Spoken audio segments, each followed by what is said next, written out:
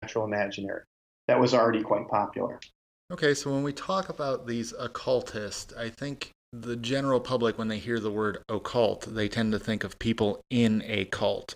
So when you say occultism, what do you mean? What were these Germans in the early 20th century and late 19th century involved in? Well, so I already mentioned the three syncretic doctrines that most historians accept as being occult, right? Ariosophy, anthroposophy, and theosophy. And if we just talk about theosophy, that was a doctrine developed by Madame Blavatsky in the mid to late, a Russian emigre to Britain and then the United States, who in the mid to late 19th century wrote a book called The Secret Doctrine, which basically argued that there were a series of root races going back into prehistory, may have been linked to the purest and most powerful of those races may have been created by some kind of divine intervention or some kind of alien seed that came to Earth.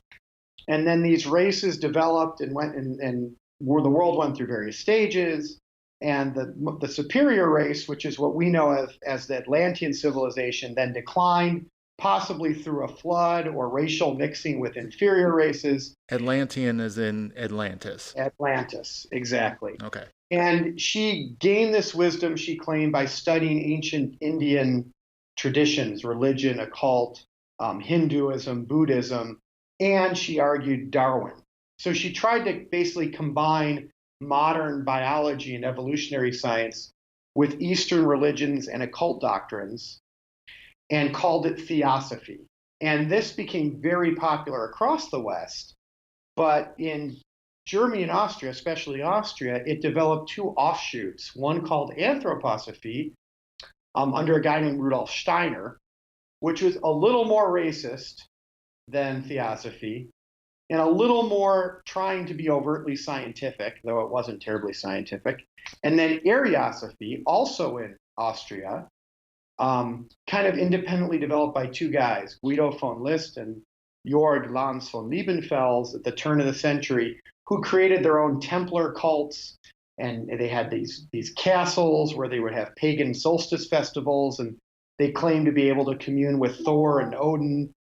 And they all practiced astrology. One of the early leaders of this Ariosophic movement, a guy named Rudolf von Sabbatendorf, who later on helped co-found the Thule Society, was also the editor of the Astrologische Rundschau, the chief astrological journal in Germany. So these doctrines were very powerful, and they drew on what we would call traditional occult ideas and practices. So most of these people practiced astrology.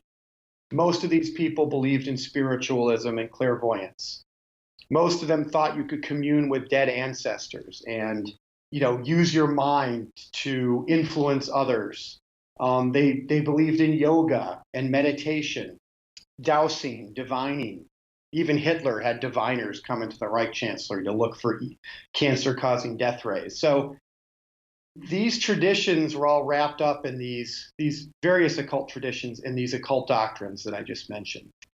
So my point here is that these occult doctrines were very influential and involved traditional things we associate with the occult, like witchcraft, astrology, demonology, but put them in a modern context that was easily digestible for the modern German and Austrian. Okay, so you mentioned one thing I want to talk about, which is the Thule Society. What was that, and what was its influence on the Nazi Party?